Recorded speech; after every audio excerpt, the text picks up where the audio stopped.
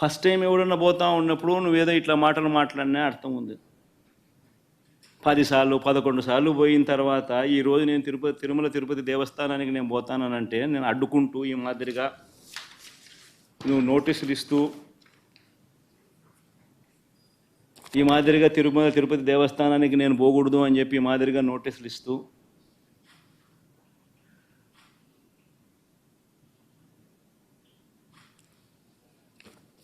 ఈ మాదిరిగా మా ఎమ్మెల్యేలకు మా కార్పొరేటర్లకు అందరికీ కూడా ఈ మాదిరిగా నోటీసులు పంపుతూ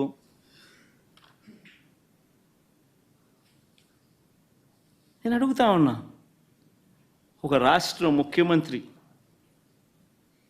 ఇంకా 5 సంవత్సరాలు బ్రహ్మోత్సవాలలో తిరుమల తిరుపతి దేవస్థానానికి వస్త్రాలు సమర్పించిన నేను, ఇన్నిసార్లు తిరుమల తిరుపతి దేవస్థానానికి వెళ్ళిన నేను, ఈరోజు తిరుమల తిరుపతి దేవస్థానానికి నేను రాకూడదట, పోకూడదట. కారణం ఏమిటంటే నా మతమట. నేను అడుగుతా ఉన్నా, నా మతం ఏమిటి, నా మతం ఏమిటి అని అడుగుతా ఉన్నారు. అడుగుతా ఉన్నా నా మతం ఏమిటని. అవును, 4 గోడల మధ్య నేను బైబిల్ చదువుతాను, తప్పేముంది?